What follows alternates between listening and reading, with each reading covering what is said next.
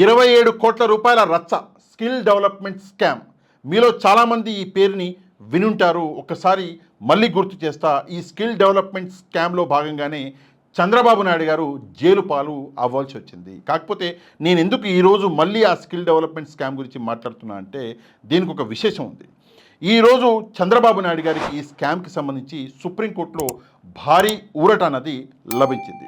చంద్రబాబు నాయుడు గారి బెయిలు రద్దు చేయాలంటూ గత ప్రభుత్వం అంటే మన జగన్మోహన్ రెడ్డి గారి ప్రభుత్వంలో ఒక పిటిషన్ అన్నది సుప్రీంకోర్టులో దాఖలు చేయడం జరిగింది. ఈరోజు సుప్రీంకోర్టు ఆ పిటిషన్ని కొట్టివేయడం జరిగింది. కాకపోతే ఎందుకు సుప్రీంకోర్టు ఈ పిటిషన్ని కొట్టేసింది అంటే ఇక్కడ బెయిల్ని వ్యతిరేకిస్తున్నారా మీరు అని చెప్పేసి సుప్రీంకోర్టు సిఐడిని అడిగితే లేదు అని చెప్పేసి సిఐడి చెప్పడం జరిగింది. అదీ కాక బెయిల్ రద్దు చేయాలని కోరుతున్నారా అని చెప్పేసి రాష్ట్ర ప్రభుత్వాన్ని సుప్రీంకోర్టు అడిగితే రాష్ట్ర ప్రభుత్వం కూడా లేదు కోరట్లేదు అని చెప్పేసి చెప్పడం వల్ల ఆ పిటిషన్ని సుప్రీంకోర్టు ఈరోజు కొట్టివేయడం జరిగింది. ఇది నిజంగా దారుణం. ఎందుకంటే అధికారంలో జగన్మోహన్ రెడ్డి గారు ఉన్నప్పుడేమో సిఐడి బెయిలు రద్దు చేయాలని చెప్పడము, అధికారంలో జగన్మోహన్ రెడ్డి గారు లేనప్పుడు సిఐడి బెయిలు రద్దుకి మేము కోరట్లేదు అని చెప్పడము, ఇది నిజంగా దారుణం. సరే, మీలో చాలామందికి స్కిల్ డెవలప్మెంట్ స్కామ్ గుర్తు లేకపోయి ఉండొచ్చు. నేను షార్ట్కట్గా స్కిల్ డెవలప్మెంట్ స్కామ్ అసలు ఏంటో మీ అందరికీ చెప్తా. 2015లో ఎవరైతే యువత ఉన్నారో రాష్ట్రంలో వాళ్ళకి నైపుణ్య అభివృద్ధి శిక్షణ అంటే స్కిల్ డెవలప్మెంట్ అన్నది ఇవ్వాలి అని చెప్పేసి చంద్రబాబు నాయుడు గారు భావించి జర్మనీలోని ఒక సీమెన్స్ అనే కంపెనీతోటి ఒక ఒప్పందం అన్నది చేసుకున్నాడు. దేనికోసం అంటే స్కిల్ డెవలప్మెంట్ కోసం, యువత కోసం. ఆ ఒప్పందం ప్రకారము మొత్తం దీనికి అయ్యే ఖర్చు 3,350 కోట్ల రూపాయలు ఖర్చు అవుతుంది.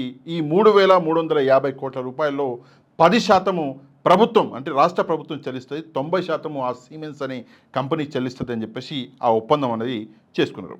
దీంట్లో భాగంగా 10% రాష్ట్ర ప్రభుత్వం చెల్లించాలి. జిఎస్టీతో పాటు కలుపుకుంటే 371 కోట్లు రాష్ట్ర ప్రభుత్వం చెల్లించాలని చెప్పేసి అప్పట్లో చెప్పడం జరిగింది. కాకపోతే ఇదేదైతే జరిగిందో ఈ 371 కోట్ల రూపాయలు రాష్ట్ర ప్రభుత్వం ఏదైతే చెల్లించాలో అందులో 241 కోట్ల రూపాయలు రాష్ట్ర ప్రభుత్వం చెల్లించడం జరిగింది. కానీ రాష్ట్ర ప్రభుత్వం సీమెన్స్ కంపెనీకి ఇది చెల్లించలేదు. ఎవరికి చెల్లించిందంటే డిజైన్ టెక్ అనే సంస్థకి రాష్ట్ర ప్రభుత్వం ఈ డబ్బును చెల్లించడం జరిగింది. చెల్లిస్తే సీమెన్స్ కంపెనీకి చెల్లించాలి. కానీ అసలు డిజైన్ టెక్ ఎవరు అంటే అసలు కథ వేరే.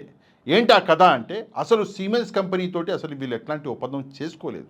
ఎవరు అంటే మధ్యలో ఉన్నటువంటి కొంతమంది దళారులు ఎవరైతే ఉన్నారో, మోసగాళ్ళు ఎవరైతే ఉన్నారో వాళ్ళతోటి ఒప్పందం చేసుకుని ఆ మోసగాళ్ళల్లో ఒకరే ఈ డిజైన్ టెక్ అనే కంపెనీ. వీళ్ళకి రాష్ట్ర ప్రభుత్వం 241 కోట్లు చెల్లించింది. అది కాకుండా నకిలీ బిల్లులు పెట్టి మొత్తం జిఎస్టీని కూడా ఎగ్గొట్టేశారు.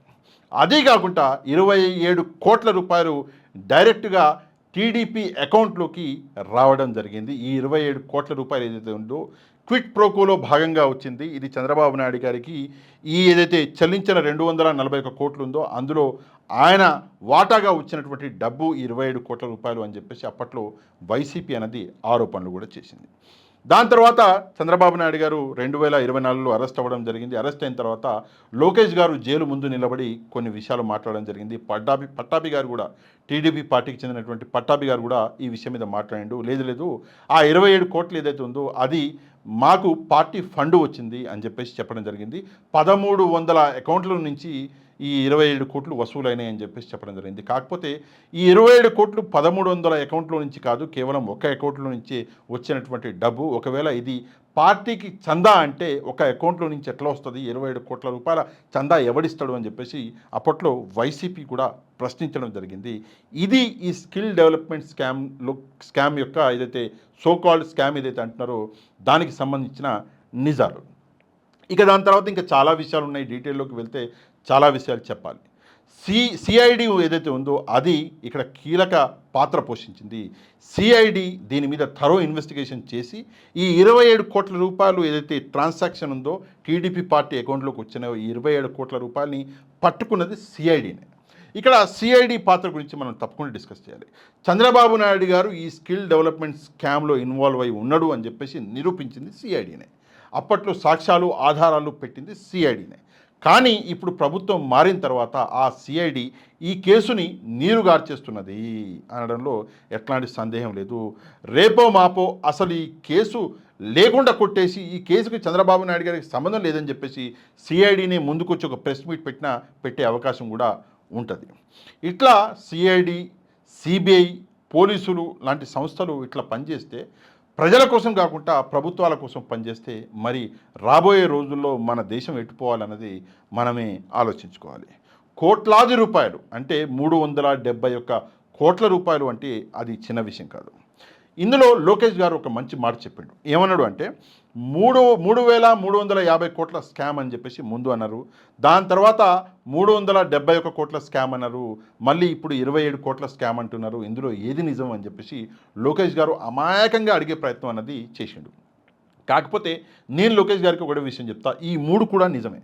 ఎందుకు అంటే అసలు ఏదైతే ఈ ప్రాజెక్టు యొక్క అసలు కాస్ట్ ఏదైతే ఉందో ఆ కాస్ట్ 3,350 కోట్ల రూపాయలు, ప్రభుత్వం చెల్లించాల్సింది 371 కోట్ల రూపాయలు, మీకు అంటే మీ పార్టీకి అందినటువంటి డబ్బు 27 కోట్ల రూపాయలు. కాబట్టి ఈ 3 విషయాలు కూడా నిజమే లోకేష్ గారు. ఇందులో మీకు నిజం కనిపించట్లేదో లేదా కనిపించకుండా మీరు కావాలని చెప్పారో తెలియదు, కానీ ఏదేమైనా కూడా మీరు చెప్పిన ఈ 3 లెక్కలు కూడా కరెక్టే. ఈ 3 లెక్కలకి సంబంధించి చంద్రబాబు నాయుడు గారు దోషిగా ఉన్నాడు అని చెప్పేసి సిఐడి క్లారిటీగా సాక్ష్యాలు ఆధారాలతో సహా నిరూపించింది. కాబట్టి మీ తండ్రి గారు చంద్రబాబు నాయుడు గారు దాదాపు 56-58 రోజులు జైల్లో ఉండవలసిన పరిస్థితులు మనందరం చూసినాం.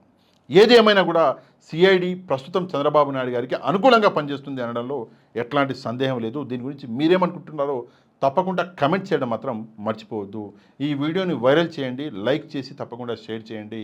ఎవరైతే మన ఛానల్కి కొత్తగా వచ్చారో తప్పకుండా ఛానల్ కూడా సబ్స్క్రైబ్ చేసుకుని వెళ్ళండి. నెక్స్ట్ వీడియోలో మళ్ళీ కలుద్దాం. అంతవరకు థ్యాంక్ యూ వెరీ మచ్. జై హింద్.